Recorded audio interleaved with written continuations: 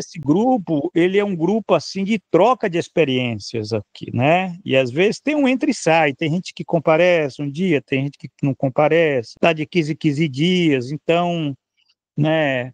Às vezes o meu temor era assim, não aparecer ninguém, o que é que eu iria fazer? Eu ia simplesmente ler e comentar o capítulo sexto inédito do Marx aqui e colocar porque é um podcast que está sendo produzido, esse podcast está no canal da RET, e esse podcast tem 15 a 20 pessoas acompanhando, visualizando esses podcasts. Então, quer dizer, nós estamos produzindo conteúdo aqui sem saber, mas a gente está fazendo isso, a gente está dando um sentido, né, às vezes, para essas discussões sobre conceitos, né, subsunção formal, real, do trabalho ao capital, conceito de trabalho produtivo, improdutivo, né, quer dizer, tentando pegar, inclusive, o próprio sentido desse texto, que é o capítulo sexto inédito, né, de Karl Marx, né, que é um manuscrito, né, então a gente tem esse rigor de até estar entendendo da natureza do escrito do autor, né, isso não é o Capital, isso aqui é um manuscrito que o Marx não incorporou ao Capital, então isso tem também a sua, né, por que que ele não incorporou? A gente já fez essa discussão aqui, né? E é um manuscrito que tem, inclusive, vida própria, né? Porque aqui você tem um desenvolvimento de categorias que você não encontra em nenhum outro manuscrito ou outro texto de Marx, né? Inclusive, eu acho que nesse capítulo sexto inédito, ele tem um valor muito grande, eu diria até comparável aos Grundrisse, né? Embora os Grundrisse seja mais volumoso, né?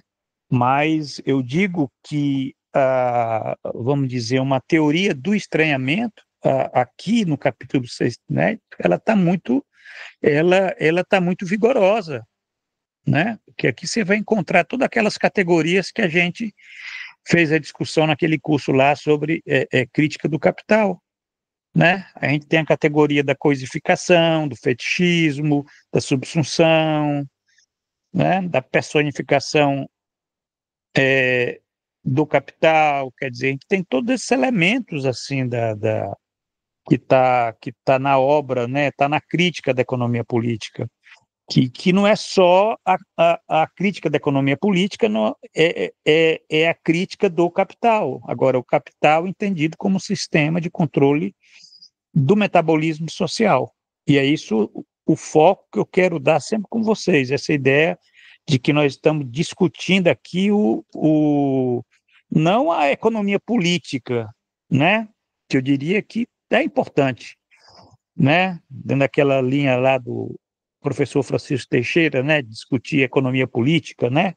Discutia, de fato, Adam Smith, David Ricardo, né? As diferenças, né? Como é que Karl Marx, né? As ideias de Karl Marx batiam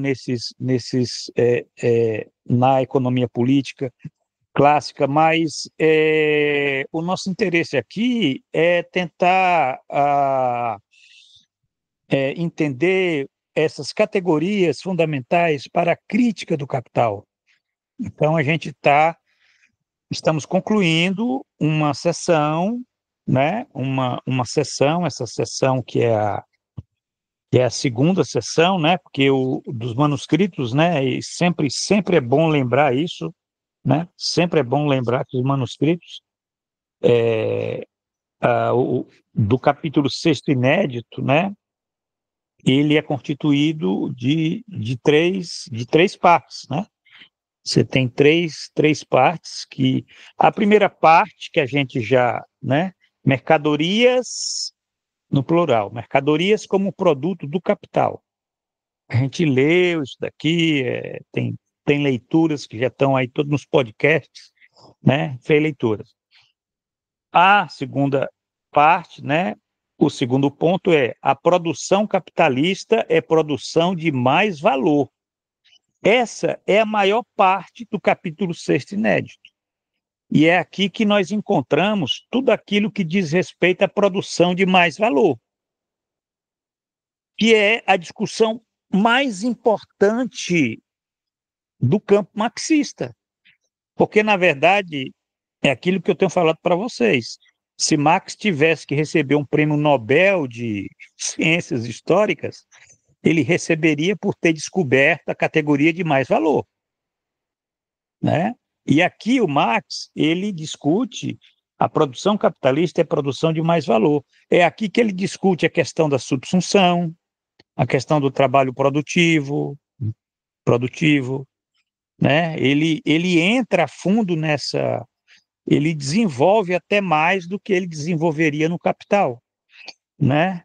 No Capital ele não desenvolveu tanto, porque ele sabia se ele desenvolvesse tanto, ele nunca ia publicar o livro 1, porque ia ficar muito volumoso, o editor não ia gostar, né? O próprio Engels ia dizer, poxa, mas isso aqui é um monstrengue, é uma coisa imensa, 2.000 páginas, né? Quer dizer, então ele teve que ser muito, né? Na parte da exposição, ele tinha que ter muito cuidado. E a última parte do capítulo 6 inédito é aquela que é produção e reprodução de toda a relação por meio da qual esse processo de produção imediato se caracteriza como especificamente capitalista. Essa parte é a parte é a menor parte que tem, né? É a última que nós vamos estar lendo, né? E essa última parte, né? Essa última parte, ela é uma parte que tem aqui, anterior a ela, tem até um parágrafo tem um título muito interessante, Mistificação do Capital.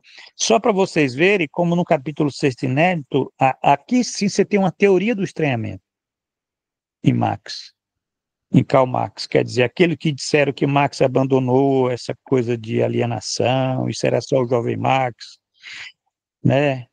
Quer dizer, tá tudo enganado, né? Quer dizer, Marx ele aprimorou aquilo que ele escreveu lá nos manuscritos em 1844. Então, ele aprimorou na medida que ele foi para fazer a crítica da economia política, né? E aqui está presente esses elementos, inclusive essa coisa da mistificação do capital, né? Quer dizer, ele trata do capital como sendo uma categoria muito potente em termos até de estar, vamos dizer, determinando a vida, né? A vida, né? E a última parte é exatamente essa, ó, o produto da produção capitalista não é apenas mais valor, é capital. Olha que interessante aqui, né? Na segunda parte ele diz, o produto da produção capitalista é a produção de mais valor. E na última parte do capítulo 6 inédito, ele diz, o produto da produção capitalista não é apenas mais valor, é capital, né? Quer dizer, é capital. É capital porque o que é o capital? O capital ele é um sistema de controle do metabolismo social. Isso significa que vai além dessa discussão sobre a produção de mais valor, né? Quer dizer, uma discussão que às vezes a gente fica muito preso na coisa só do trabalho produtivo e improdutivo, tal, né? Quer dizer, então você tem a categoria do capital, ele está pensando aqui, e não apenas a questão do capital industrial, não apenas, ele está pensando na totalidade social, né? Está pensando aqui em elementos que dizem respeito às outras relações, né? Isso é muito interessante, né? Essa última parte do capítulo 6º, inédito, ser essa categoria de capital, né? Que, que bate com o último capítulo do livro 1 do Capital, né? Onde o Marx trata da... Quem é que sabe? O que é que o Marx trata no último capítulo do livro 1?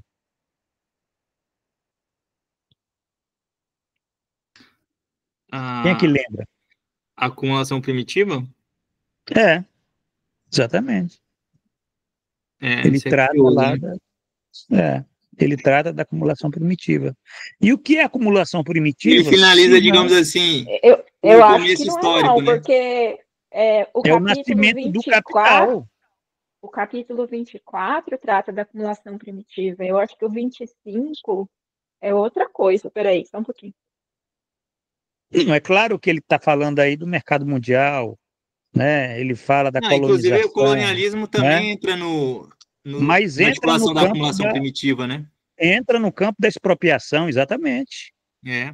né? Entra no campo da produção do capital, Isso, porque na isso é verdade, muito curioso, né, professor, do ponto de vista é, do método da exposição, né? Porque ele finaliza o livro um, digamos assim, com o começo histórico, né? O começo é, histórico do isso, capital, na verdade, ele aparece no isso, final da exposição é, teórica. isso é que eu Isso acho é a fascinante. teoria moderna da colonização. Isso. Pois é, olha só que interessante.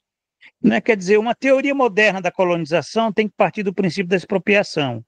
E o É, princípio da expropriação é onde nasce o capital, porque o capital é. não é uma entidade assim que etérea, ele nasce de uma expropriação originária, Mas veja o né? princípio metodológico, né, professor? A circulação é explicada a partir da produção e a expropriação a partir da exploração, né? Exatamente. É Tem, genial. tem essas questões assim, a gente está aqui mesmo para fazer essas ligações, certo? Especulações, né? O Eziel ele tem participado há bastante tempo e aqui sabe que aqui tem espaço para especulação. A gente pode falar coisas aqui que depois pode não ser verdadeiras, tá? Mas a gente já tem certos elementos que a gente até vive repetindo, já fala, já reconhece, né? A riqueza dessa construção, né? E eu sugiro para vocês, e principalmente para a Sheila, não sei se ela já teve a curiosidade, de ler a minha última postagem no blog Crítica do Capital, né? Que se intitula A Semântica do Capital, né? Onde eu falo da expropriação originária, da acumulação primitiva, e tento pensá-la se ela é Veräußerung, Entäußerung ou Entfremdung. Quer dizer, eu utilizo esses três vocábulos alemães aí, né, o significado deles, eu tento mostrar, inclusive, a diferença entre eles, para pensar aquilo que eu digo que é a origem da condição existencial de proletariedade, né? Quer dizer, essa condição existencial, que é a proletariedade, né, aquilo que caracteriza a sociedade moderna, ela tem uma origem histórica, né? Ela tem uma origem histórica nessa expropriação originária, né? Só que aí entra a questão específica. Você tem uma especificidade, porque o Marx está falando que o Marx ele está falando, né? Ele está falando da Inglaterra, né? Ele está falando do campo. é, ele está falando da. Eu estou aqui em mãos um livro do Fernando Brodel. Ele está falando da economia inglesa agrária, né? Ele está falando né? Porque o capitalismo ele se originou no campo. Isso é importante que se diga, né? Tem estudos sobre isso daí que, né? Quer dizer, o capitalismo ele se originou no campo, Então, isso que o Marx trata no livro 1 do capítulo, isso é muito interessante, né? Porque como é que o Capital, ele é um livro que trata da produção do capital, né? Da crítica da economia política, da produção do capital, tal, mas ele conclui com um capítulo histórico de uma região do planeta, né? Quer dizer, de uma região do planeta que poderia ter sido outra região, né? A não ser que a gente diga que toda forma de expropriação ela é a mesma em todo lugar, e não é, né? Isso daí é que é interessante para a gente ver como é que é o método dialético, né? Você tem que levar em consideração a matéria social. E essa proletariedade que se origina lá daquelas condições do campo, né, da economia agrícola, da agricultura inglesa lá do século XVIII, né? Isso é que é interessante para ver aquelas relações lá entre os camponeses, arrendatários, e a forma como aquilo realmente estava ligado também com a Revolução Industrial, né? Quer dizer, você tinha uma Revolução Industrial lá em andamento, e a partir dali é que surge né? Essa é a minha preocupação. Eu escrevi esse texto porque eu tô escrevendo um livrinho que eu trato da questão da proletariedade, né? Que é um conceito que eu venho trabalhando há muito tempo e as pessoas têm perguntado, professor, o que é isso de condição existencial de proletariedade e tal? Aí eu disse, olha, eu vou logo matar essa questão agora, eu vou dizer aí, quer dizer, o livro ele tenta, vamos dizer, atualizar, avançar aquilo que eu escrevia há mais de 15 anos, né? Porque A Condição de Proletariedade é um livro de 2008, deixa eu ver, dá exatamente isso, há 15 anos. Então, eu já faço ali aí eu já tento exatamente estar lidando com as diferenças dessas categorias, né? As categorias Veräußerung, Entäußerung, Entfremdung, né? Que são vocábulos alemães que dizem respeito à relação do sujeito com objeto, né? E essa questão da expropriação originária, ela está na raiz da proletariedade, né? E a proletariedade é uma condição existencial de todos nós, né? Todos nós, em algum momento na nossa linhagem, né? Tanto eu, a Sheila, a Isabela, o Eziel, né? Em algum momento, né? Nós tivemos algum ato histórico de uma expropriação, de uma violência que foi, né? Ou alguém que tinha bom, agora é claro que isso faria, né? Às vezes você vem de uma família, né? Mas mesmo que venha de uma família burguesa, né? Você pode ter, quer dizer, de onde é que veio a riqueza, né? Daquela família, né? De onde é que veio a riqueza? Como é que é essa? Então, quer dizer, é isso que é interessante, é que o Marx, quando ele vai lá na acumulação primitiva, acumulação originária, né? Se o correto é falar em acumulação originária, porque é uma acumulação primitiva, mas é como se fosse aquilo que se repõe, né?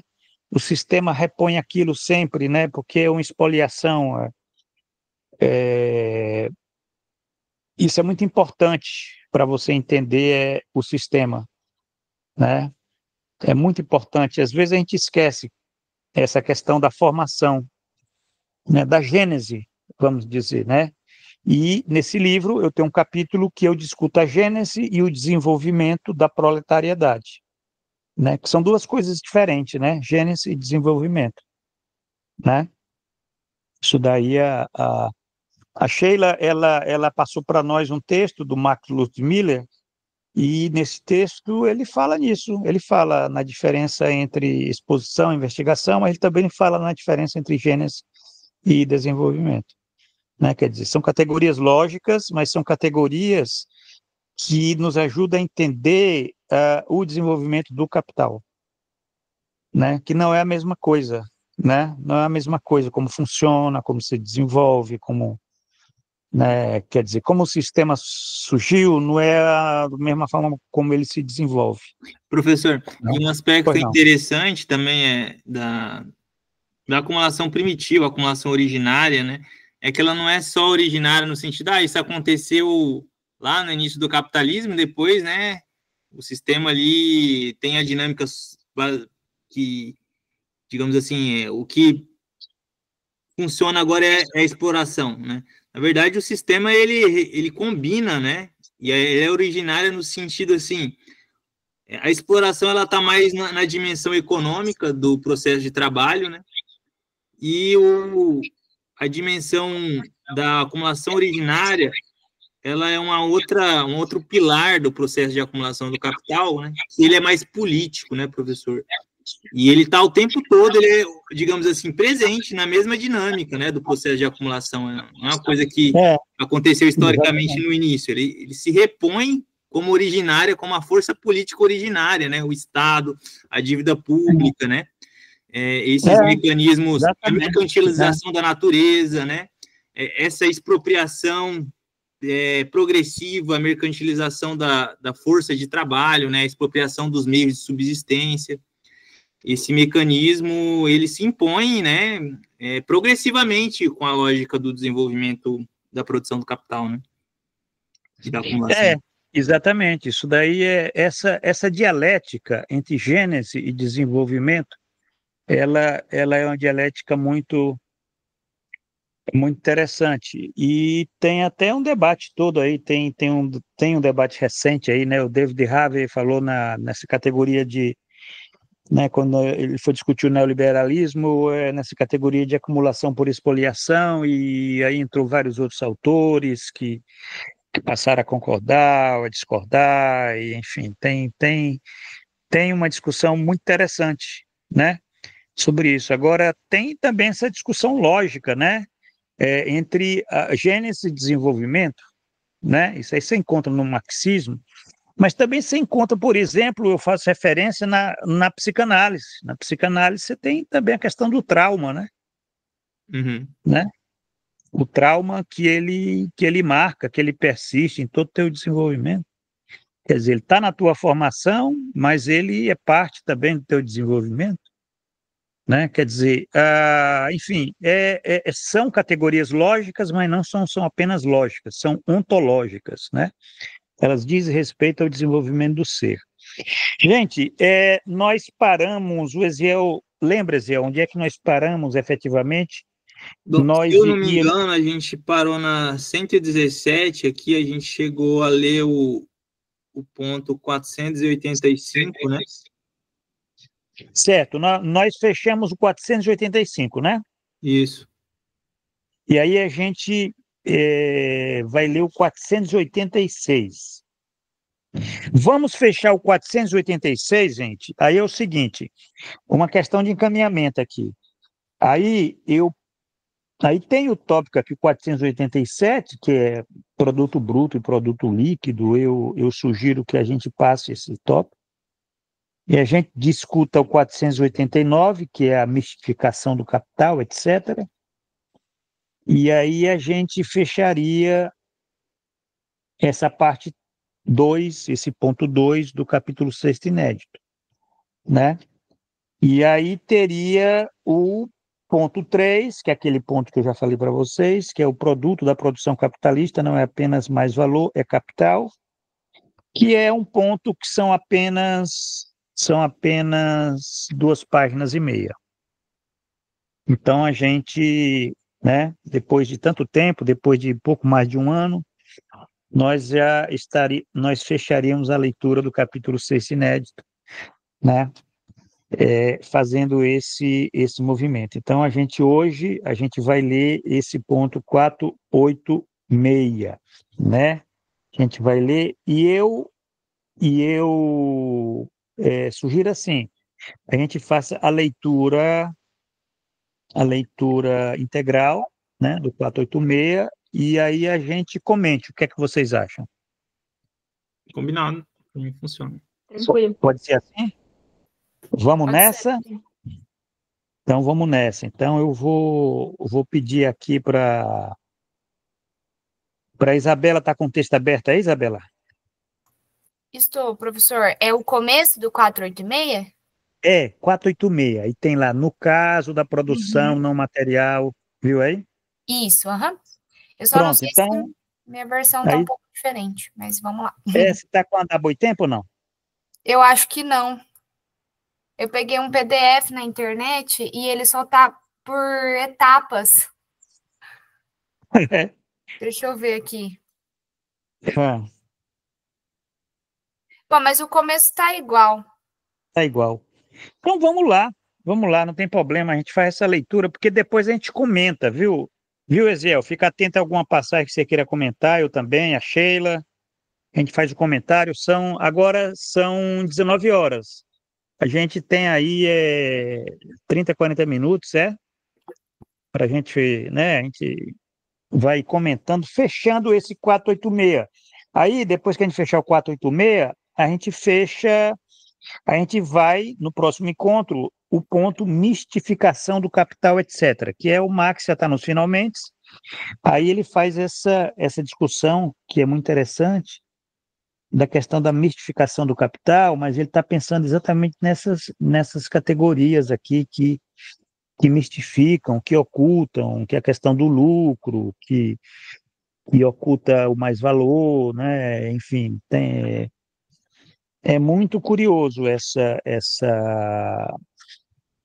esse tópico aqui, que nós vamos encerrar efetivamente o capítulo 6 inédito, porque depois que a gente matar o 489, a gente só vai ter mais um encontro para o ponto 3, que talvez, bom, eu acho que no encontro dá para a gente matar também, vai fazer leituras mais longas e fazer comentários mais precisos de alguns pontos que vocês queiram comentar.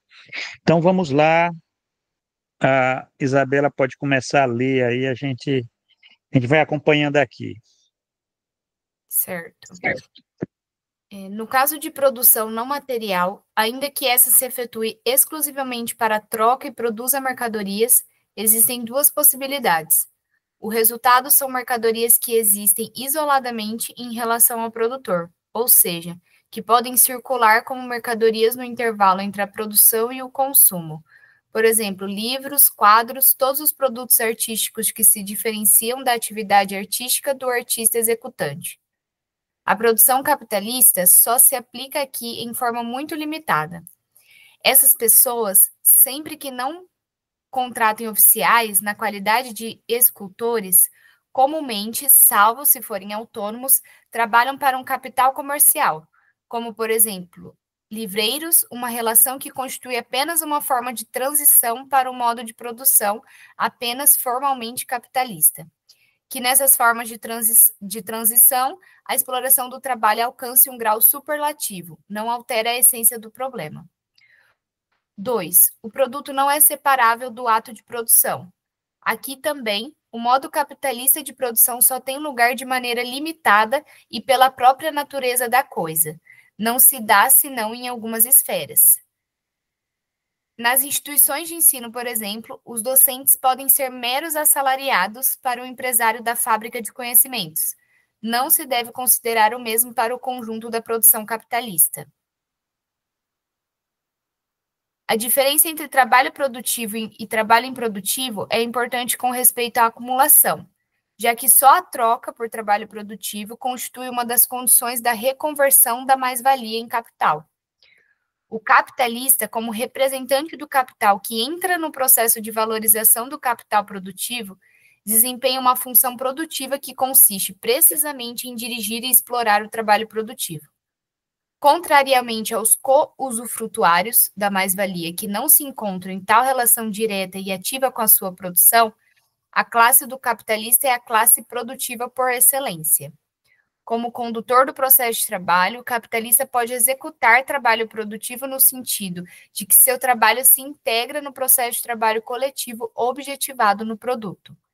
Até aqui não conhecemos senão o capital no processo imediato de produção. Somente mais adiante poder-se-á desenvolver como se comportam as outras funções do capital e os agentes de que ele se serve no desenrolar dessas funções.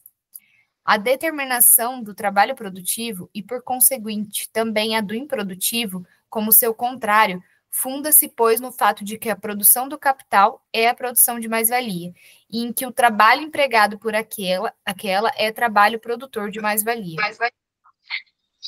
Pronto, aqui o Max é sintético pra caramba. Tá aqui ele nesse 486, ele realmente ele foi muito sintético, né? Sintético, objetivo, coisa que ele já falou antes, ele já coloca aqui, mas ele já coloca os pingos nos is, já salienta, inclusive até levanta aqui uma lebre que ele não desenvolve, porque ele vai desenvolver depois, né? Ele diz aqui só mais tarde, né? Quando ele estiver tratando de outras funções do capital. Então, você tem o capital, tem várias funções, quer dizer, não é só o capital produtivo, você tem um capital monetário, você tem um capital mercadoria, então, e a cada um corresponde a agentes, né, que ele utiliza no interior dessas funções. Isso daqui exige um cuidado, um estudo, né? E ele faz até, inclusive, aqui referência à questão do capitalista como o capitalista pode realizar trabalho produtivo no sentido de que seu trabalho está incluído no processo de trabalho global que é incorporado no produto. Eu queria depois que alguém comentasse isso, porque isso aqui realmente como dirigente do processo de trabalho, né? Como dirigente do processo de trabalho. Agora, nós estamos falando isso numa época em que o capitalista ele era dirigente do processo de trabalho, né? Hoje, eu não sei se o capitalista ele é dirigente do processo de trabalho, né? Você teve uma separação aí de funções, né? Que também mostra que o sistema se desenvolveu, né? Então, vamos lá. Está aberto aí, alguém quiser comentar, Eziel, Sheila, Eu Isabela, queria à falar. vontade. Foi não. Essa passagem, eu acho, assim, ela muito importante, principalmente para quem estuda o trabalho docente, né? No sentido do que diversos autores, né, mas assim, vou pegar o mais significativo deles, que é o professor Demirval Saviani, quando ele faz a análise do trabalho docente, ele considera, né, esse categorial material e não imaterial como o principal categorial para analisar o trabalho docente, desconsiderando, então, o par dialético produtivo e improdutivo. Ele disse que o debate que estava ocorrendo no momento histórico, né, que ele estava fazendo essa análise, o par categorial produtivo e improdutivo não era suficiente para a análise do trabalho docente, até porque é um categorial que não daria conta de, vamos dizer assim, abstrair a essencialidade, vamos dizer assim, a especificidade do trabalho docente, porque o trabalho docente era um trabalho intelectual, né? E por ser um trabalho intelectual, ele entendeu que o par categorial analítico, então, para entender o principal par, né, categorial analítico, para entender o trabalho docente, seria o trabalho material e não imaterial. Aí colocando, né, o trabalho docente como trabalho intelectual e trabalho imaterial aqui nessa primeira condição, né? Não considerando também, né, ainda que o produto, né, do trabalho docente não é separável no ato de produção, né? Mas talvez na época que o Saviani fez essa análise, né, hoje ela é muito mais visível, né, do ponto de vista vamos dizer assim, da superfície da sociedade burguesa, na aparência, pela EAD, né, de como que esse produto, né, do trabalho docente, ele se separa, né, ele se desprende, mas isso já pode ser analisado desde o começo, né, enfim, eu acho que está ali nos manuscritos, quando o Marx está tratando de alienação, e aí vem uma pergunta, né, professor, nesse sentido. Quando o Marx está analisando ali nos manuscritos o processo de alienação, quando ele pensa, né, nessa separação do produto, do trabalho do trabalhador, ele está pensando já numa dimensão como uma determinação particular, né? Que essa determinação particular, se aplicada numa singularidade, teria problemas de ser uma análise de produzir equívocos na análise, né? Porque quando você transporta determinações particulares para a singularidade sem fazer as devidas mediações, pode incorrer nesse equívoco, né? Por exemplo, tem alguns pesquisadores na área de educação, por exemplo, quando vão falar sobre a separação dos meios de trabalho do docente, né, no processo de trabalho docente, eles equiparam essa separação, sem nenhuma mediação, à cisão, à separação dos meios de produção, do produtor dos meios de produção. E eu acho isso do ponto de vista, não sei se eu estou correta, mas assim, pelo que eu li um pouco da questão do método, né, aí mais acompanhado por Lukács, eu penso que transportar essa mediação particular para a singularidade sem uma mediação adequada, porque eu acho que, assim, essa determinação, ela produz efeitos na singularidade, né, mas ela não pode ser equiparada no mesmo nível, né? Até porque eu penso que a particularidade, a singularidade, ela é particularidade, mas também não é, porque ela também é universalidade, né? Pensando na relação dialética entre o singular, o particular e o universal, né? E nesse sentido, eu acho que esse categorial aqui, ele é muito importante, só que eu penso que o categorial produtivo e improdutivo, ele é fundamental para entender o trabalho docente na sociabilidade do capital, principalmente hoje. É isso. Obrigada. É isso. Muito bem, Sheila. Essas considerações tuas são válidas e eu penso que é um alerta, né? Esse tema é interessante que o Marx ele coloca aqui a questão, ele fala até o tema que utiliza fábrica de aprendizado, né? Ele está falando já naquela época da indústria da educação. Na verdade, educação, não sei se é educação, né? Mas ele está falando aqui no caso da produção não material, né? Ele fala em produção não material, ele não fala em produção imaterial, né? Professor, será que essa tradução ainda é precisa? Produção não material, eu penso que é produção não material. Uhum. Porque aqui ele está se referindo, digamos, a formas de trabalho, né? De natureza intelectual, digamos assim, né? Que envolve...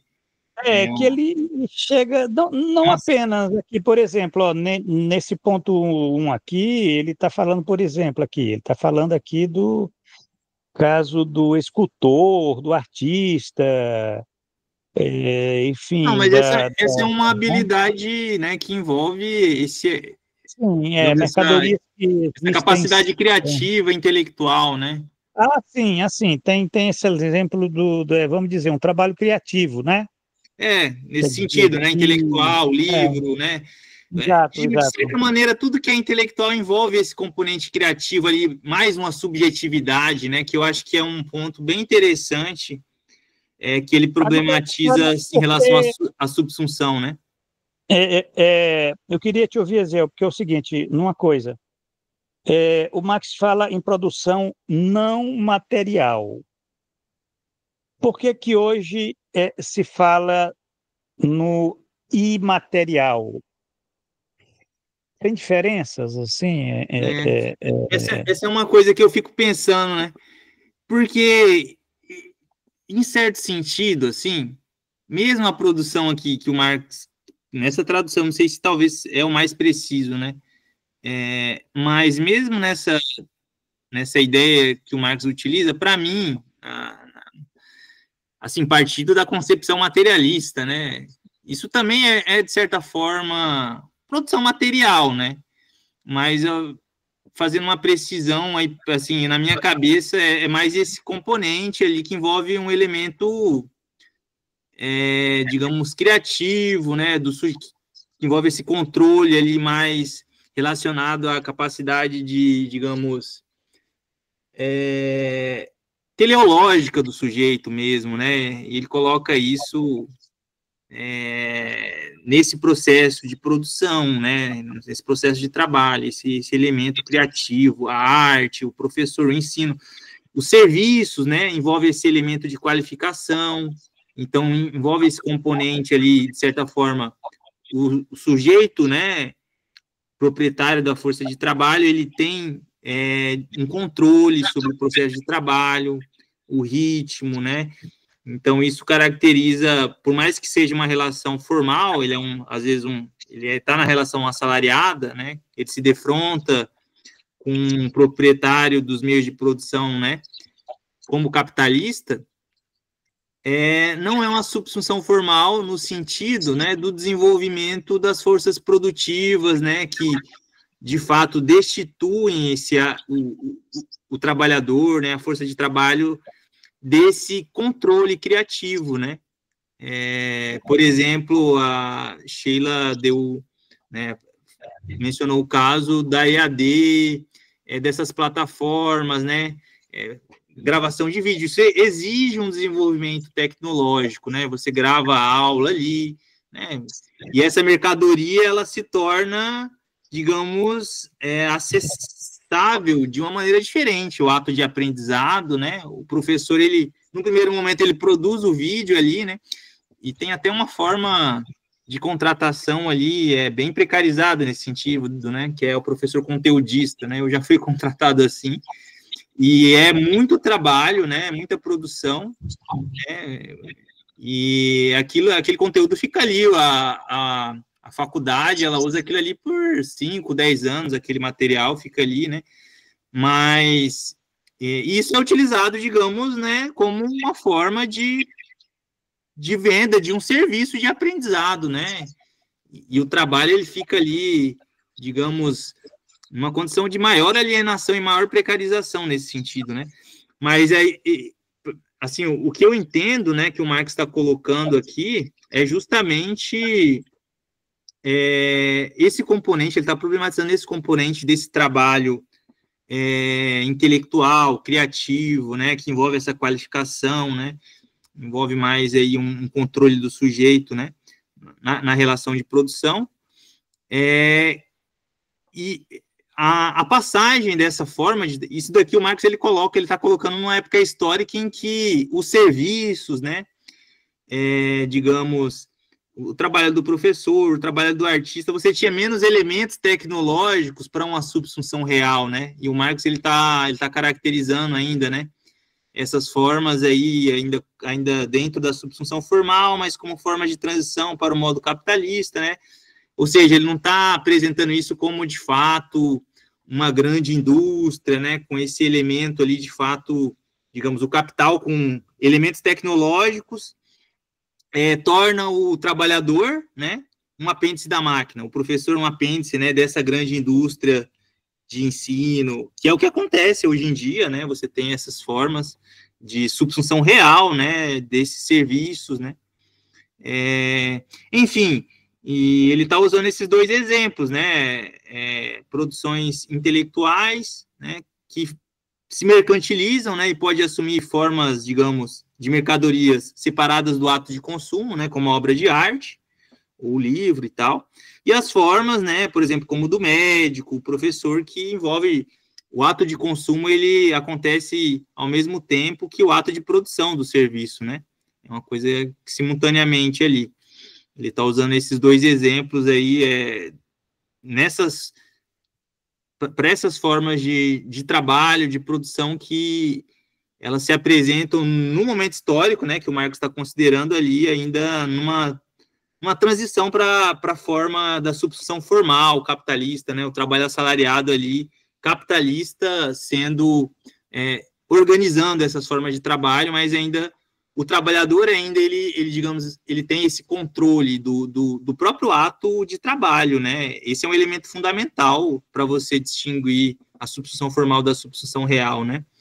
A subsunção real, ela pressupõe a subsunção formal, mas nem toda subsunção formal, ela contém, ela se articula com a subsunção real. Esses são exemplos aqui no momento histórico que o Marx está considerando, né? Muito bem, é isso mesmo. Aqui você tem, quer dizer, o Marx, pelo que eu estou entendendo, aqui eu estou tentando ver como é que ele organiza, e a cabeça dele é muito lógica, né? A gente tem que entender, afinal de contas, qual a lógica, o que é que ele está querendo comentar. Primeiro, ele está querendo falar aqui do que ele chama de produção não material, né? E realmente a tradução é exatamente essa, né? Nicht materiellen Produktion. Então, quer dizer, é isso, produção não material, não é produção imaterial. Aí vem toda a discussão que na verdade, né, que ele chama de produção não material. Agora, como é que é essa produção não material, no caso, que ela... Ô, professor, o senhor pode explicar, então, a diferença? É que eu não tenho essa leitura, assim, e eu indicar texto também. Uma boa pergunta. Vamos tentar entender quando você utiliza esse prefixo e você utiliza o prefixo não, qual a diferença assim, na nossa língua? Na língua portuguesa, vamos pensar, né? Qual a diferença entre indeterminação e não determinação, né? Quer dizer, produção não material, ela, no meu entender, posso estar enganado, aqui como eu coloquei para vocês aqui, eu não sou o dono da verdade, vocês podem discordar, pode dizer que estou falando besteira, mas quando você fala imaterial, você é como se aquilo fosse não tivesse uma determinação material, né? Quer dizer, ou não tivesse nada a ver com a materialidade, né? É imaterial. É, é, é... Agora, o não material, né? Significa, no meu entender, tanto que ele está falando aqui, né, no caso da produção não material, né? Significa que você tem elementos de materialidade nisso, você tem um produto, né? Você tem o produtor, você tem os meios de produção, você tem todo elementos, né, que de um certo modo compõem como sendo assim uma materialidade, né?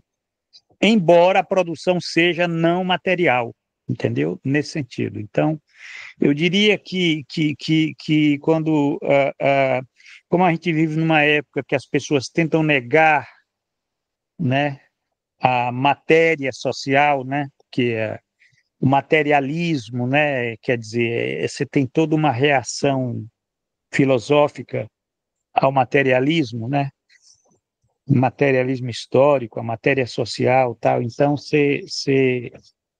né, você coloca o I, aí você já... Isso é que eu penso, né? Então, Marx fala em produção material e produção não material, mas não são coisas que se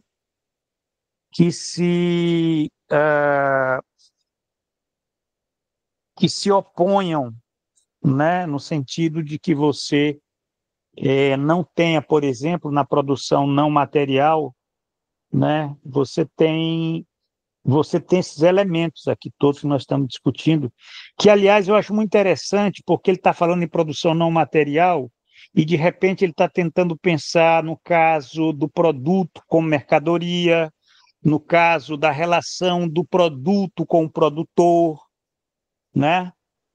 Isso aqui é muito interessante, porque é como se fossem são determinações materiais, isso daí, né? Embora a produção seja a produção não material, né?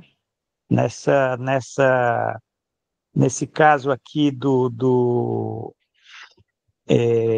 produto, né? Do produto, aqui o ponto 1, ó, resulta em mercadorias que existem separadamente do produtor, né? Quer dizer, separadamente do produtor, você tem mercadorias, quer dizer, você tem produção de mercadorias, né? E essas mercadorias, não, mas é trabalho intelectual. Isso aí não se discute, o que está se discutindo aqui, mas são mercadorias, né? São mercadorias que existem separadamente do produtor, né? Aí ele está falando aqui que como é que é essa relação, né?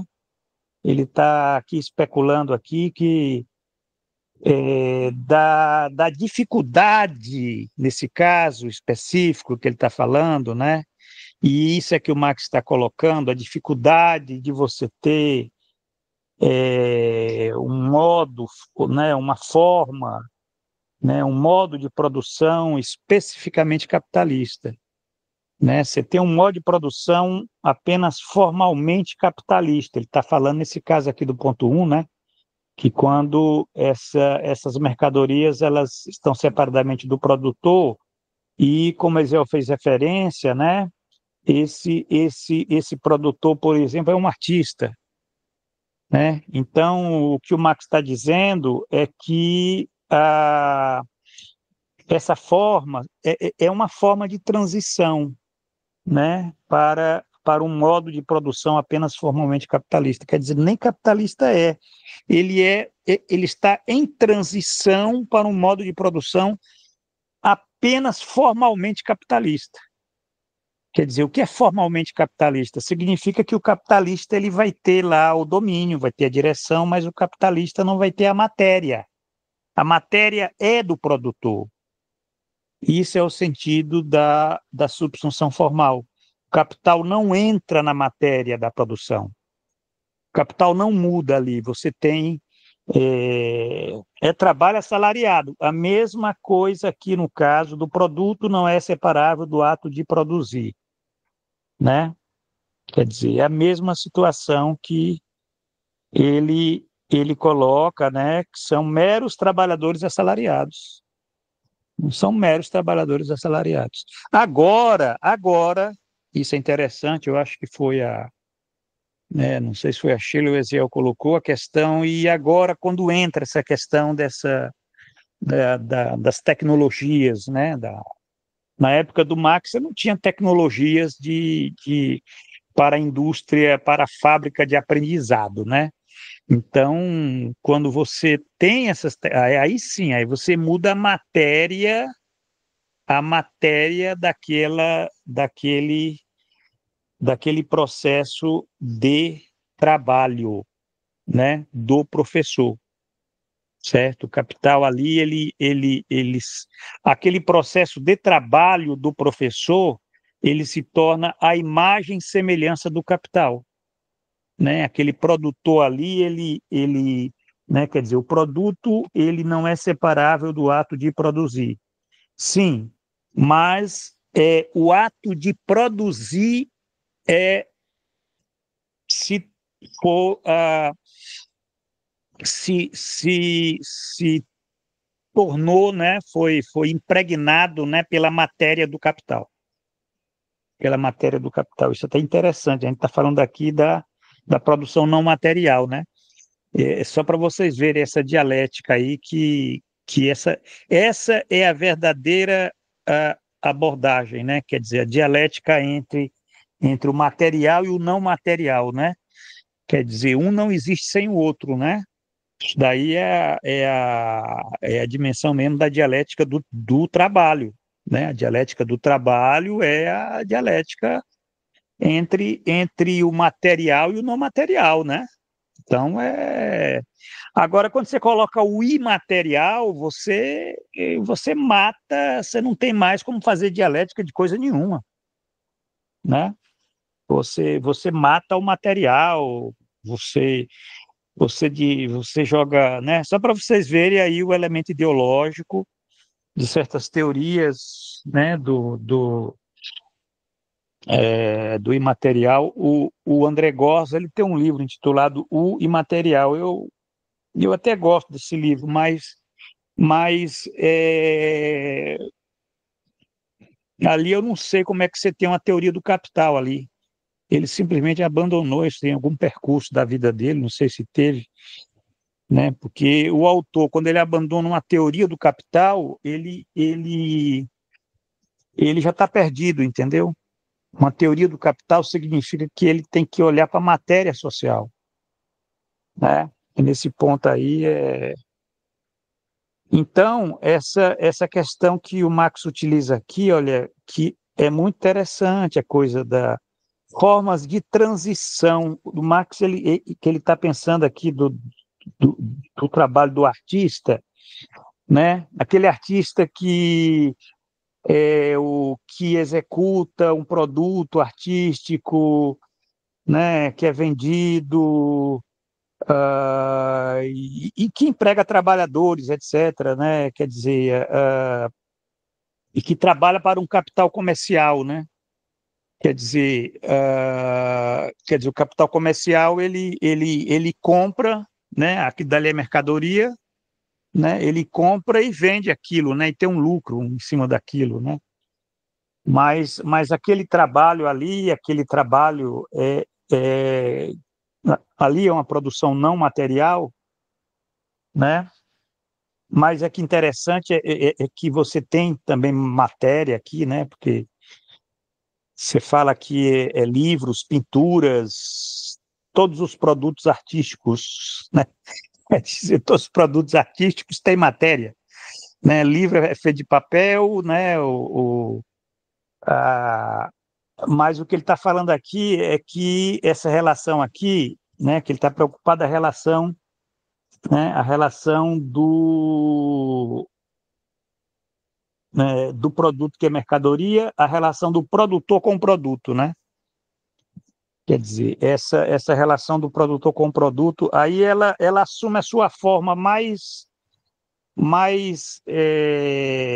típica, no caso aqui dos serviços, né?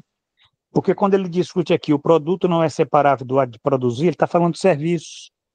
E ele já discutiu o serviço aqui, nós já discutimos o serviço, né?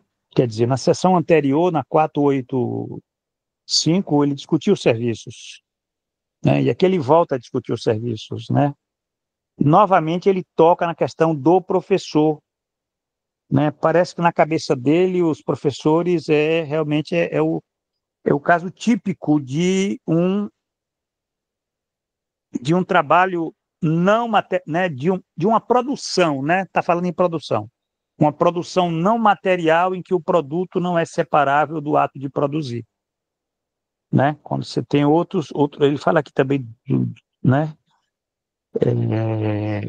E o Marx diz naquela época que o modo de produção capitalista ocorre apenas de forma limitada. Ele pensava isso. Errou, né? Quer dizer, você vê, né? Um cara gigante, né? Na minha opinião, posso estar enganado, posso estar lendo errado, não sei como é que vocês leem aqui, mas eu penso que o velho Marx, ele subestimava o capital, né? Quer dizer, o modo de produção capitalista ocorre apenas de forma limitada, né? Talvez, por que será? Porque o produto não é separável do ato de produzir, é isso que que o modo de produção capitalista entra de forma limitada por conta disso, né? Quer Professor, mas não é dizer, porque o momento histórico que ele está analisando que essa condição era limitada? sim, pode ser também, mas eu estou perguntando aqui no texto que ele está discutindo, o produto não é separável do ato de produzir. Ele está falando dos serviços. Então, eu suponho que ele está dizendo que nos serviços, o modo de produção capitalista ocorre apenas de forma limitada. E, de acordo com a natureza da questão, só pode ocorrer em algumas esferas, né? Por exemplo, em Porque no instituições de período ensino. que ele estava analisando, isso era realmente limitado. Não, pode ser o período, isso aí é indiscutível, mas eu penso que a reflexão ela não se faz meramente determinada pelo tempo, né? Eu acho que havia uma lógica aí para você explicar, quer dizer, afinal de contas, o que é o Professor, capital, né? Pois não.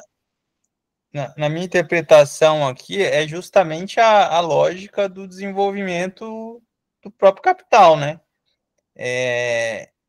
O capital se desenvolve, mas nem por isso ele abrange de forma generalizada todas as formas salariais, a subsunção real, né? E mesmo a produção capitalista, nem toda produção capitalista envolve uma subsunção real, né? E aí acho que a questão a subsunção real, ela pressupõe o desenvolvimento também das forças produtivas em determinadas condições, né, de controle sobre o processo de trabalho, sobre o processo de produção de trabalho, né? Então, a distinção, né, nesse sentido categorial, né, essa relação, né, de como avança o processo de subsunção, né, em determinadas esferas. Eu particularmente, eu acho que o Marx subestimou o desenvolvimento das forças produtivas no capitalismo. Ele achou que antes disso haveria uma revolução comunista, né? Quer dizer, mas o sistema conseguiu desenvolver essas forças produtivas, inclusive, para que elas pudessem subsumir realmente os serviços. Mas isso que ele estava falando aqui, professor, ele não estava dizendo que os serviços, essas atividades aí, né, que ele chama não material, as atividades criativas, ele não está dizendo que com o desenvolvimento da produção capitalista elas não seriam realmente subsumidas, né? Mas naquele momento ali, os elementos que não tinham as tecnologias, né, que se desenvolveram, então ele estava identificando que essas formas concretas que existiam, né, elas se apresentavam com essas limitações no sentido da forma social capitalista mais desenvolvida, né, que ele vai identificar em outras esferas, já mesmo na época do capitalismo que ele presenciou, né, como a grande indústria na produção de vestuário, né, outras formas ali que a maquinaria, esse desenvolvimento das forças produtivas já eram plenamente aplicadas, né, nesse sentido. Vai lá, tá certo, tá certo. Eu como advogado do diabo, eu reconheço, que você, que você defendeu bem o teu cliente. Agora, veja bem, é isso mesmo. Porque ele diz aqui, ó, aqui onde? Aqui, né? Ele está falando dos serviços, né? Onde o produto não é separável do de produzir. Ele diz aqui também, quer dizer, quando você coloca aqui, você dá um aqui agora, né? Exato. Aqui, o modo de produção capitalista ocorre apenas de forma limitada. Não quer dizer que ele não possa se desenvolver futuramente de forma ilimitada, mas aqui ocorre apenas de forma limitada. E, de acordo com a natureza da questão, só pode ocorrer em algumas esferas. Também não quer dizer que não possa se desenvolver depois em outras esferas. Aí ele diz, por exemplo, em instituições de ensino, ele está usando também um exemplo do aqui e agora, né? Que na época dele, instituições de ensino, né? Os professores podem ser meros trabalhadores assalariados para o empresário da fábrica de aprendizado. Quer dizer, na época do Marx, você já existia fábrica de aprendizado, né? Onde um capitalista contratava professores para ensinar e, em cima disso, você tinha produção capitalista. Não se deve considerar o mesmo para toda a produção capitalista. E aí depois ele vai falar que a diferença em trabalho produtivo e improdutivo é importante porque diz respeito à acumulação, né? Olha só aquilo que eu tenho salientado para vocês, gente. Essa discussão se trabalho é produtivo ou improdutivo é quando isso só tem sentido se você tiver ou for discutir acumulação de capital, né? Porque senão não tem sentido, né? E eu bati a cabeça às vezes com alunos que faziam pesquisa e queriam logo discutir a natureza do trabalho, mas tu está discutindo a acumulação de capital ou está discutindo a luta de classe, né? Quer dizer, claro que ele pode estar ajudando duas coisas, mas efetivamente uma coisa, outra coisa é outra coisa, né? Quer dizer, você não pode passar uma linha assim direta da acumulação de capital para a consciência de classe, né? Mas ele diz aqui, só diz respeito à acumulação, pois somente a troca por trabalho produtivo é uma das condições para a reconversão do mais-valor em capital. Quer dizer, trabalho improdutivo não produz mais valor. Brincadeira, né? Tem que falar isso, mas é porque tem gente que ainda não entendeu essa condição aqui, né? Como essa categoria de trabalho produtivo, né? É uma categoria importante, porque a partir dela que nós vamos pensar a produção de mais valor, e pensando na produção de mais valor, pensar a acumulação de capital, e pensando na acumulação de capital, você pensa o desenvolvimento do sistema, e pensando no desenvolvimento do sistema, você pensa na crise do sistema, né? Na crise cíclica, na crise, inclusive a crise estrutural, né? Se a gente for pensar, tem a ver. E o último parágrafo da nossa leitura, ele também é muito interessante, porque ele vai falar do capitalista, que até agora a gente tinha esquecido do capitalista, tinha falado muito do trabalhador assalariado, mas ele vai falar do capitalista como representante do capital. E esse capital aqui está itálico, certo? Na edição da Boitempo, eu não sei se na edição aí da Isabela está, né, se está itálico ou não, mas esse itálico aqui é do Marx, né? E é real. O Marx ele utilizava muito o itálico, certo? Então ele viu o capitalista como sendo o quê? A representante do capital.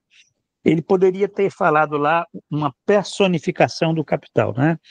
Que entra num processo de valorização, o capital produtivo desempenha uma função produtiva que consiste justamente em dirigir e explorar o trabalho produtivo, né? Evidentemente, ele está falando aqui do capital produtivo, né?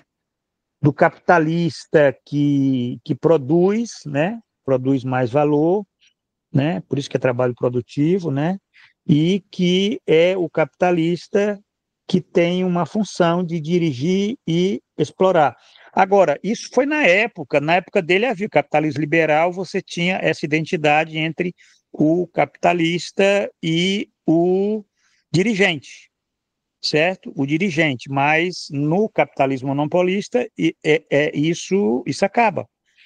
No capitalismo monopolista surge uma camada, uma categoria, que são os gerentes. E os gerentes passam a ser representantes do capital nesse sentido, eles passam a desempenhar essa função, uma função produtiva. Isso é interessante, que é uma transformação importante, hein?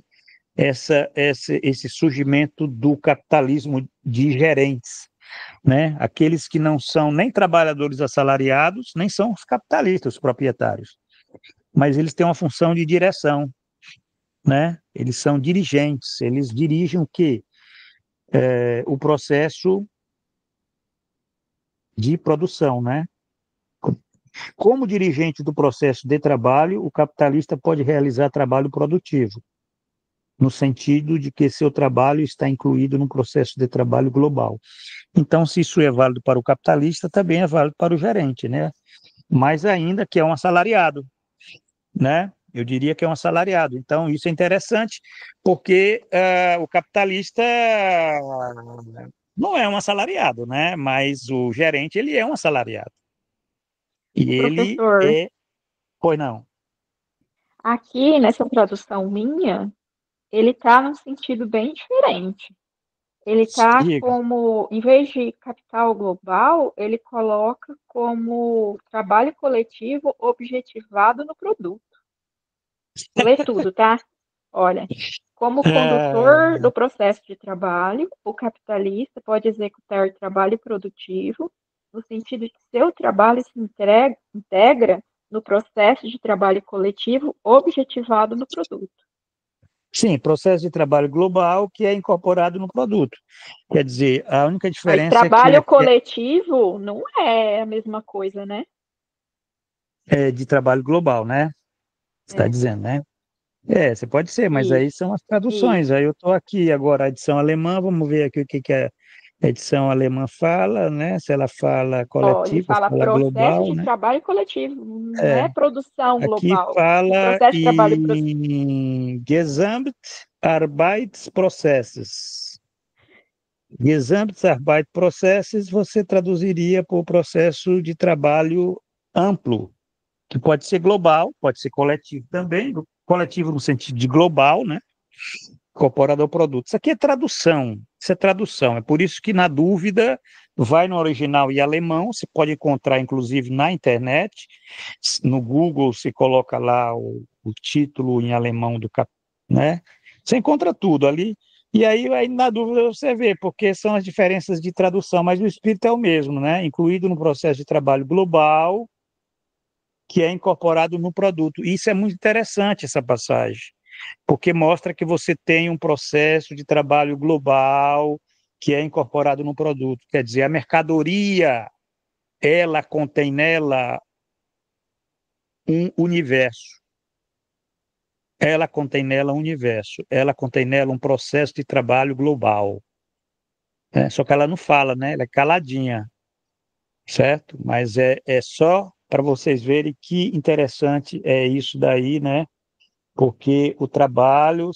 E nesse trabalho não está incluído só o trabalho dos trabalhadores assalariados, operários, não, está incluído inclusive o trabalho na época do capitalista e hoje dos gerentes, daqueles que são as personificações do capital, certo? Estão incorporados no produto, né? Quer dizer, isso é interessante que o Marx ele faz uma análise do produto mercadoria. Então, quer dizer, isso é interessante aí, né? A dialética, ela consegue que a gente veja isso numa perspectiva, né, muito, muito ampla, né, para pensar essas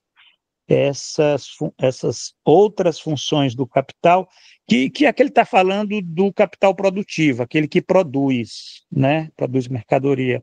Agora vocês imaginem as outras funções do capital, né?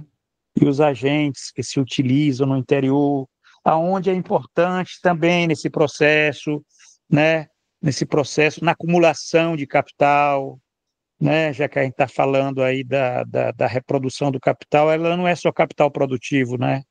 Esse livro aqui, ele é uma ponte para o livro 2, né? Então, você tem ali o quê? Você tem ali um processo de reprodução do capital industrial. Aí você não tem só o capital produtivo, você tem o capital monetário, você tem o capital mercadoria, né? E é uma coisa muito rica, porque cada função daquela tem seus agentes, né? E seus processos de trabalho, Isso é que é interessante aí, de a gente estar pensando, né? A dialética, ela tem essa perspectiva. E professor, ele... Pois não. então eu posso inferir disso que você disse que até ele está analisando até aqui a produção, né? Ele começou lá com a circulação, entrou na produção, e agora ele vai voltar para a circulação no 2, né? Vamos dizer assim que esse livro aqui está sendo uma transição, né?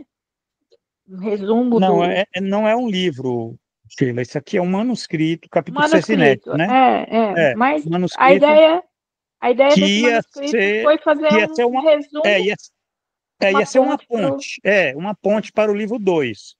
Aí Tanto que essa, pensando diga. nesse sentido, quando ele coloca aqui processo de trabalho coletivo, eu posso pensar que ele já está pensando num sentido de pensar a produção global, como que as diversas formas de trabalho se inserem nesse processo global, ou Sheila, não? não, aqui é uma passagem que ele colocou entre parênteses para falar do capitalista como dirigente do processo de trabalho, né, que pode realizar trabalho produtivo no sentido de que seu trabalho está incluído no processo de trabalho global que é incorporado no produto. Quer dizer, o capitalista ele pode realizar trabalho produtivo, né, mesmo ele não estando lá no chão de fábrica. Ele pode estar lá no escritório dele, lá em cima, lá, certo? Quer dizer, ele pode nem pegar nas ferramentas, mas ele dirige, né? É isso que o Marx está querendo dizer. O Marx está querendo dizer que esse processo de trabalho global, né? Ele já está pensando aqui é aquela categoria do trabalhador coletivo, entendeu? Quer dizer, que inclui, inclusive, o capitalista. Que inclui, agora eu não sei se hoje inclui o capitalista, porque essa função que era do capitalista hoje está na mão dos gerentes, mas que mostra essa perspectiva da totalidade, né, da globalidade, dessa dimensão ampla, né, de que você não precisa estar lá com a mão na ferramenta, né, para você ser considerado trabalhador produtivo, né? Quer dizer, o capitalista pode realizar trabalho produtivo no sentido de que seu trabalho está incluído no processo de trabalho global. Esse processo de trabalho global, eu diria que chama alguma coisa aí de trabalhador coletivo, né? De uma dimensão mais ampla, assim, de funções, inclusive, né, que é incorporado no produto. Quer dizer, o produto, ele diz respeito a um processo de trabalho global. A gente pode fazer essa leitura assim, né? Uma mercadoria fala várias línguas, uma mercadoria tem várias funções ali, aqui você tem está incorporado vários tipos de trabalho, né? Então você pode estar pensando nisso, no caso, se uma mercadoria falasse, né? Se ela dissesse o que é que eu sou, tal, mas ela não fala, mas ela pode falar, se ela dizer do que é que está incorporado nela, né? E essa ideia já está contida aqui, né? Que o Marx utiliza essa expressão, né? Gesamt Prozess, né? Gesamt processo produtivo, né? Quer dizer, processo global, né? Processo produtivo global, né? Aí vem as traduções, colocam coletivo, mas eu acho que o global é uma tradução melhor, porque o global dá uma dimensão, né, né, de amplitude, né, mais do que coletivo, né? Você falar que um trabalho ele é global, ele implica, por exemplo, diferentes partes, né, em vários lugares, línguas, e qualificações, saberes e que fazem parte daquela mercadoria, né? Então isso é que é interessante É, essa tradução. é porque eu estou pensando, porque no livro 2 ali ele vai fazer, quando ele está falando do, das formas, né, de capital, né, capital comercial, capital mercadoria, o ciclo, né, dessas formas, ele distingue ali o transporte, a estocagem, trabalhos que têm a ver com estocagem, né, colocando como improdutivos, né. E aí ele dá algumas exceções, e aí pensando, por isso que eu estou pensando, né, quando você tem produção e circulação, que aí seria o processo global de produção, que você tem aqueles trabalhos que seriam considerados, por exemplo, na circulação como improdutivos, se inseridos dentro do trabalho coletivo, por exemplo, dentro da produção, que seria esse caso aqui que ele estaria considerando o trabalho do capitalista, né? Que, de uma maneira geral, ele seria improdutivo, mas que inserido dentro do trabalho coletivo, ele pode ser produtivo. Tentei fazer essa relação, porque pensando nesse sentido global, né? Porque no global, quando você separa a produção da circulação, você tem a mesma atividade, quando não inserida no trabalho coletivo, ela como improdutiva, né? Aí já é uma discussão, né? Quer dizer, eu fui puxar uma discussão que tem parêntese e já entra numa discussão que talvez remeta a outras questões, né? Como, por exemplo, quando você fala trabalhador coletivo, você não está falando só do trabalhador produtivo, né? Do trabalhador produtivo. Ou será que você só está falando do trabalhador produtivo quando você fala em trabalhador coletivo, né? Você pode estar falando também do improdutivo, né? Interior à produção do capital. E aí você pode até especular se também o exterior entra, porque você tem mudanças no produto, né? O produto que o Marx ele faz uma, quer dizer, o Marx ele é um analista do produto, né? Da mercadoria. A mercadoria de hoje não é a mesma mercadoria da época dele, quer dizer, a mercadoria ela se tornou hoje uma coisa muito mais complexa, que envolve produção material e não material, lugar A, B, C, D, funções, qualificações, todos esses elementos, aí entra a questão das finanças, das funções que mudaram, né? Então a coisa fica mais complexa. Então não é a nossa discussão aqui. O que ele está falando é o seguinte: ele está dizendo só que aí entra aquilo que o Ezequiel colocou. Olha, ele só está dizendo aqui agora. Ele não está projetando assim. Eu é que estou fazendo essa projeção. Estou dando uma aqui de advogado do diabo tentando achar dizer que o Marx aqui disse isso, mas o que ele está dizendo agora o Marx está dizendo que o capitalista ele exerce um trabalho produtivo, então por conta disso, né, ele está incluído no processo de trabalho global incorporado ao produto. Pronto, ele só está dizendo isso, nada mais do que isso. Agora, se entra outras funções, outros elementos aí. Mas essas questões, né, professor, elas demandam elas exigem um nível de abstração, né? Tem que fazer um recorte para ter digamos, a precisão desses conceitos, né? E nessas passagens aqui, ele está delimitando bem, né? Tanto que aqui, após ele falar esse trabalho que está incluído no processo de trabalho global, né? Ele se refere: até aqui conhecemos o capital no interior do processo de produção imediato. Somente mais tarde se poderá desenvolver como se comportam as outras funções do capital, né? E os agentes que ele utiliza no interior dessas funções, né? Ou seja, a reprodução do capital e aí envolvem outros níveis de abstração, né? O processo de circulação, os custos de circulação e os mecanismos de crédito, de financiamento, né, em relação a isso, tratados no livro 2, no livro 3.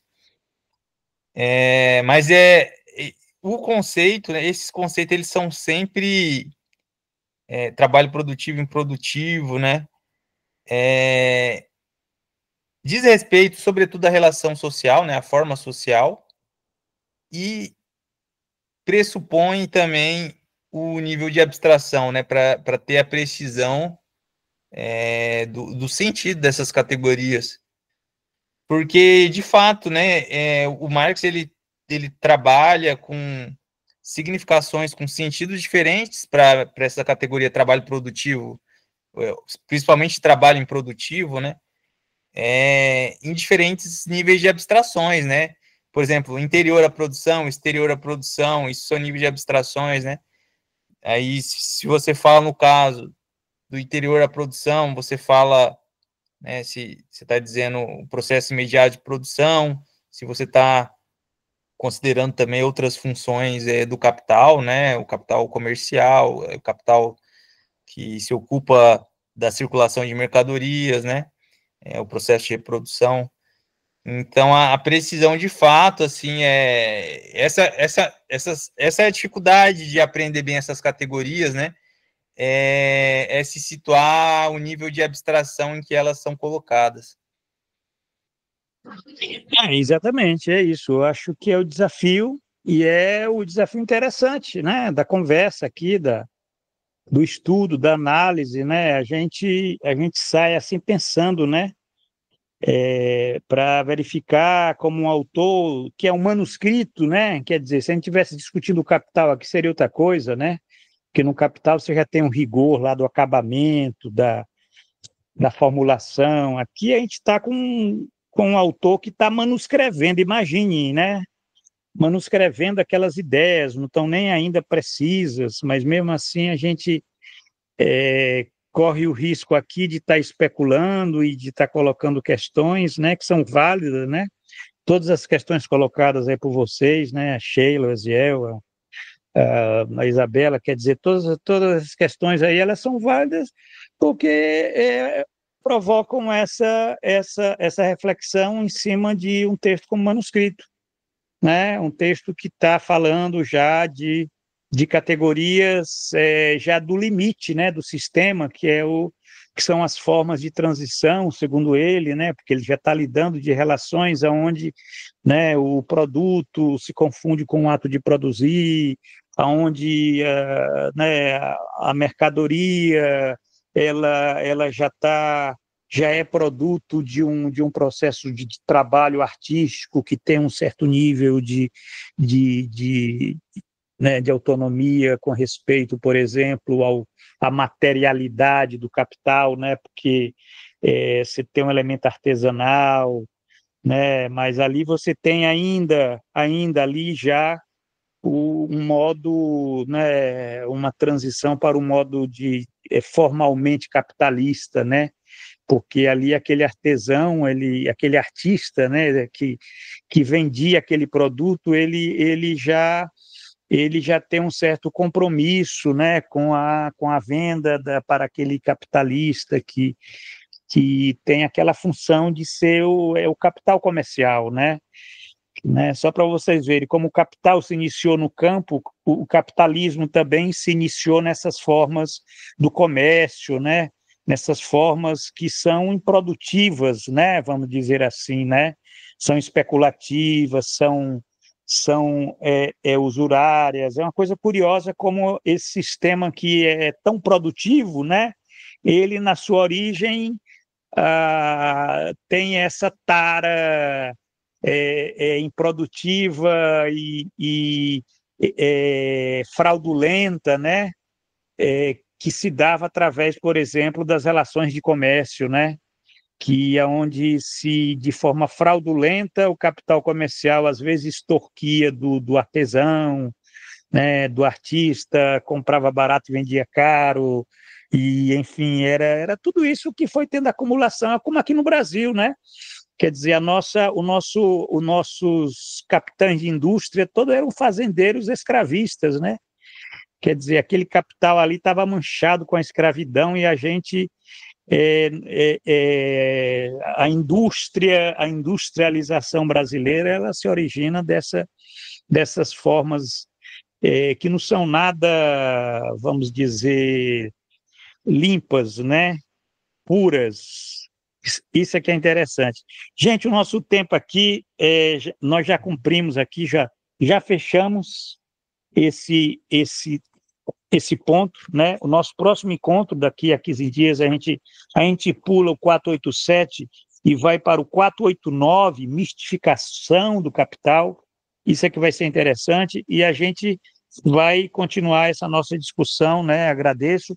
As nossas conversas estão no canal, né? No site da RET, lá em Leituras Marxistas. Divulguem para os colegas, né? Está atualizado toda a série de discussões que nós fazemos, né? Vocês podem estar ouvindo, inclusive, enquanto, né? Porque são podcasts, então pode estar ouvindo enquanto faz outras coisas, né? Mas são formas da gente estar produzindo conteúdo, disseminando um conhecimento, tá bom? E então, é isso aí. E a Sheila levantou a mão ali, mas eu acho que já acabou o nosso tempo. Keila, você quer deixar para depois ou quer ainda levantar a bola aqui ou não? Não, faz tempo que eu ergui. Eu já perguntei, eu esqueci de baixar. Não, mas eu acho que... Obrigada, Eziel, professor. Eu acho que vocês me trouxeram para o chão da produção. É isso. Ele está discutindo esse elemento do trabalho produtivo do capitalista na produção. Né? Então, isso aí. Obrigado também pela presença, seu esforço, né? Apesar das dificuldades, você está conosco aqui, e isso é muito bom. Então, um abraço a todos, Eziel, Sheila, Isabela, tchau, e até a próxima. Um grande abraço. Um abração. Se cuidem. Tchau. Próximo.